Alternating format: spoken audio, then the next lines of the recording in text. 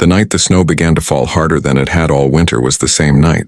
Clara Whitmore realized she had never truly been welcome.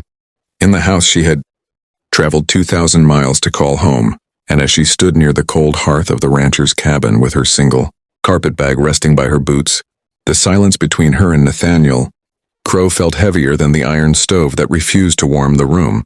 For 3 weeks earlier she had arrived as his mail-order bride, hopeful despite the warnings whispered by other women on the train, believing a promise, written in careful ink, could still mean something. In a world that had taught her only loss, yet Nathaniel had barely looked at her when she arrived, his broad shoulders tense, his jaw clenched, as if her presence itself was an insult to some old wound he refused to name. And though he had given her food and a bed, his words were few, his eyes colder than the snow outside. And that night when she finally spoke, her voice steady though her heart trembled, she said, "I'll leave at dawn," not as a plea but as a surrender, because she had learned long ago that begging only deepened humiliation. And for a moment Nathaniel said nothing, merely staring at the door as if imagining the quiet he would reclaim once she was gone. But then he turned, anger flickering beneath his restraint, and told her it had never been meant to be this way, that he hadn't asked for a woman, that the ranch needed hands, not hopes, and Clara swallowed the pain because she understood survival, having buried her parents before she was 20, and learned how cruel chance could be.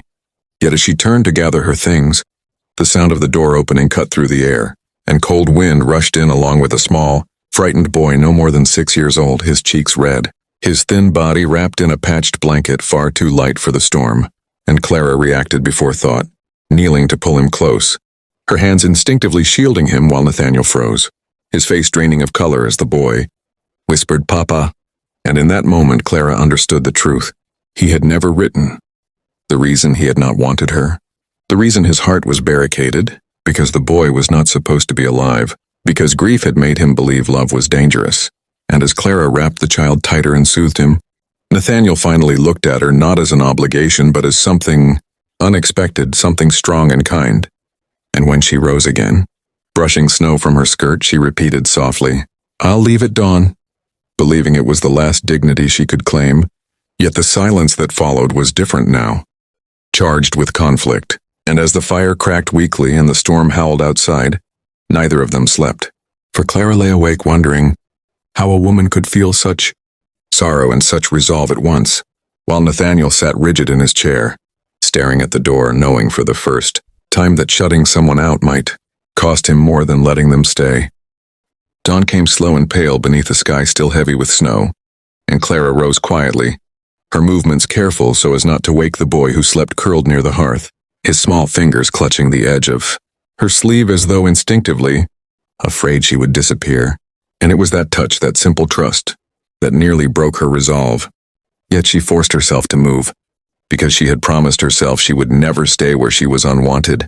But when she lifted her bag and stepped toward the door, Nathaniel's voice stopped her, low and rough, telling her she wasn't leaving alone. And when she turned, confusion clouded her face. He crossed the room and barred the door with a heavy beam, not in anger but in finality. And for the first time he spoke of the past he had buried, of the wife he lost to fever, of the night he found the boy half frozen after the stage overturned, a child not his by blood but bound to him by fate, a child the town whispered about, calling him cursed, and he admitted that he had ordered a bride not out of hope but desperation, believing a woman might give the boy what he could not. Yet when Clara arrived with her quiet strength and uncomplaining kindness, it terrified him, because caring again meant risking loss again. And as he spoke, Clara listened not with pity but understanding, because she too had survived grief by building walls, and she told him she had not come to replace anyone, nor to be saved, but to build something honest, something earned. And when the boy woke and reached for her, Nathaniel saw the truth he had been avoiding. That family was not formed by contracts or blood alone, but by choice and courage.